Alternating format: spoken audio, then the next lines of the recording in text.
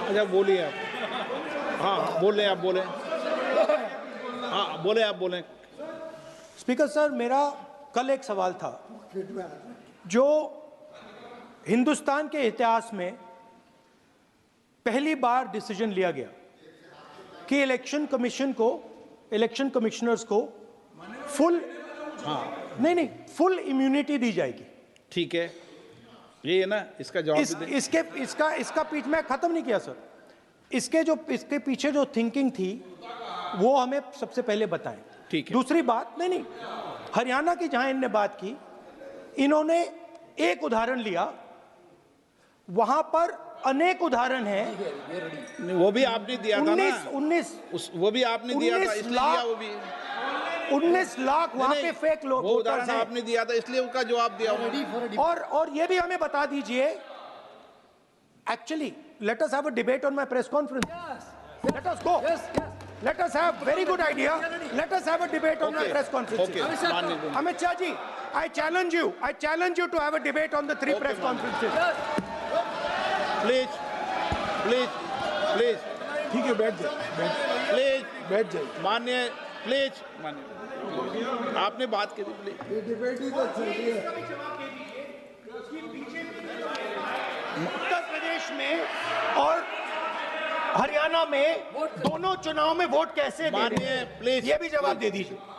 माननीय गृहमंत्री जी। मान्यवर, पहली बात मैं स्पष्ट करना चाहता हूं, मैं 30 साल से विधानसभा और संसद में जनप्रतिनिधि के रूप में चुनकर आता हूं। मुझे लंबा अनुभव है संसदीय प्रणाली का।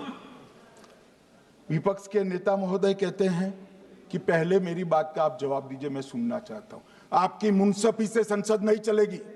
मेरे आप बोलने का क्रम मैं तय करूंगा, इस तरह से नहीं चलेगी संसद। मान्यवर, उनको धैर्य रखना चाहिए, मेरा जवाब सुनने का। इनकी एक एक बात का जवाब मैं दूंगा, मगर मेरे भाषण का क्रम वो तय नहीं कर सकते, मैं करूंगा, क्योंकि मैं बोल रहा हूं।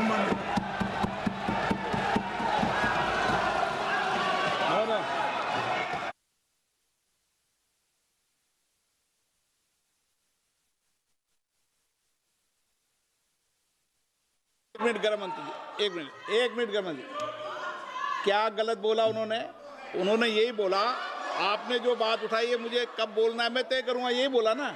उसमें क्यों उत्तेजित हो रहे हो आप?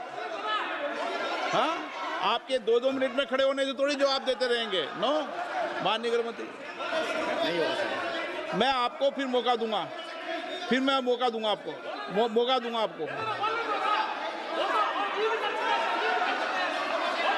हाँ बोलिए, बोलिए सर।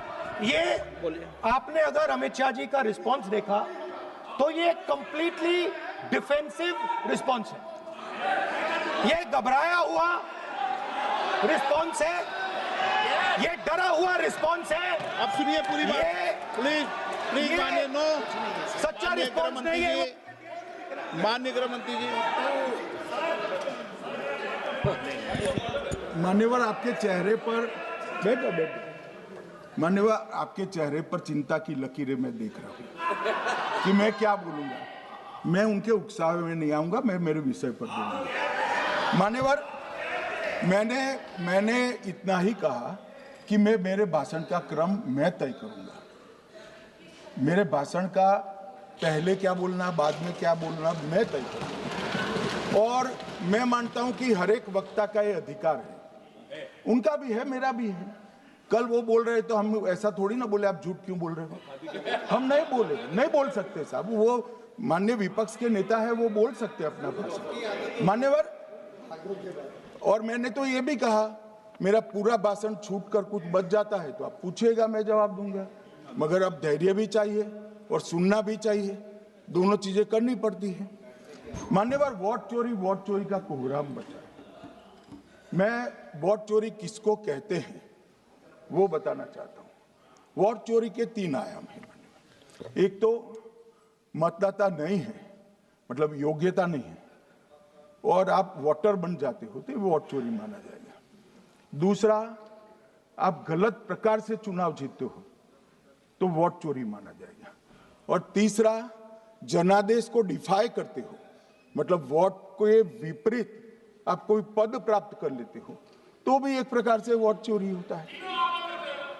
अरे सुनो ना, क्यों जल्दबाजी करते हो मानिकम, क्यों? अब मैं 3 वोट चोरी की घटनाएं बताना चाहता हूं। सबसे पहली घटना हुई, आजादी के बाद देश का प्रधानमंत्री तय करना था। तय कौन करना था? तो उस वक्त के जितने प्रांत थे इसके कांग्रेस के अध्यक्षों ने, उनके एक एक वोट से तय होना था। अब 28 वोट श्री सरदार पटेल को मिले और 2 वोट जवाहरलाल नेहरू जी को मिले।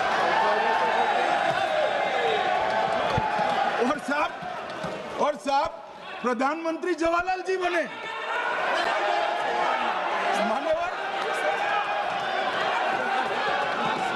मान्यवर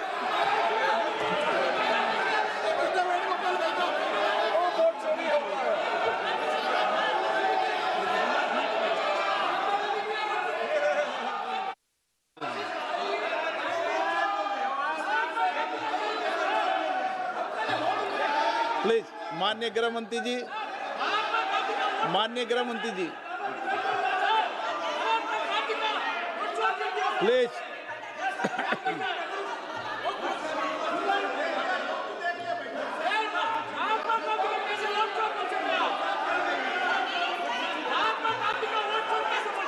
बैठो बैठो, बैठिए माने, प्लीज प्लीज प्लीज।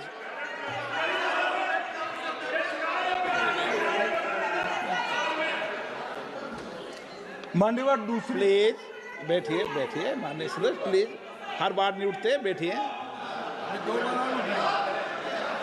मान्यवर दूसरे प्रकार की वोट चोरी और नैतिक तरीके से चुनाव जीतना, ऐसी वोट चोरी भी भूतकाल में एक बार हुई थी। श्रीमती इंदिरा गांधी रायबरेली से चुनी गई। इलाहाबाद हाईकोर्ट में श्री राजनारायण पहुंचे कि चुनाव नियमों के अनुसार नहीं हुआ। इलाहाबाद हाईकोर्ट ने ये तय कर दिया कि श्रीमती गांधी ने उचित तरीके से चुनाव नहीं जीता है, हम इसको रद्द कर दें। मान्यवर, ये भी वोट चोरी थी, बहुत बड़ी वोट चोरी थी। और उसके बाद में क्या हुआ? उसके बाद में वो वोट चोरी को ढकने के लिए संसद में कानून लाया कि प्रधानमंत्री के खिलाफ कोई केस ही नहीं हो सकता। मैं विपक्ष के नेता को कहना चाहता हूं, इम्यूनिटी की बात आप चुनाव आयोग की पूछ रहे हैं, इसका तो मैं जवाब दूंगा, इम्यूनिटी का। मगर ये इम्यूनिटी जो श्रीमती गांधी ने दी थी, इसके लिए आपका क्या कहना है? और उन्होंने तो स्वयं के लिए ले ली। उनका आरोप है। प्लीज, ऐसे नहीं चलता मान्यवर, आप जब बोले, जब 5-5 मिनट में उठेंगे क्या? ये मान्यवर, उनका आरोप है। आप भी बोले। 9 गलत, 1-1 मिनट में सदस्य नहीं उठेगा ना। मान्यवर, उनका आरोप है कि सरकार ने बनाया तो लोकतंत्र ने बनाया, तो जो समय का केस था वो बताया है, आगे का तो बताया। मोदी जी को भी सब लोगों ने प्रधानमंत्री बनाया है भाई, आपकी कृपा से नहीं बने हैं। मान्यवर,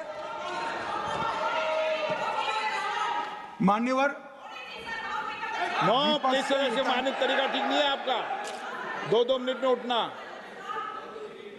मान्यवर, विपक्ष के नेता ने कहा कि आपने चुनाव आयुक्तों को इम्यूनिटी दी। इनका आरोप सत्य नहीं है, मैं इसकी बात बाद में करता हूं। परंतु हमने तो चलो मानो चुनाव आयुक्त को इम्यूनिटी दी, श्रीमती गांधी ने तो अपने आप को इम्यूनिटी दी थी।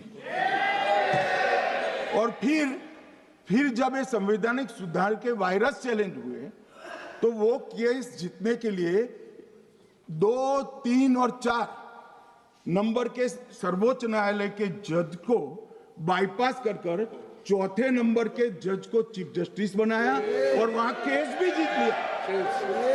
और मानने वाले तो इतिहास है, कौन जुटला सकता है?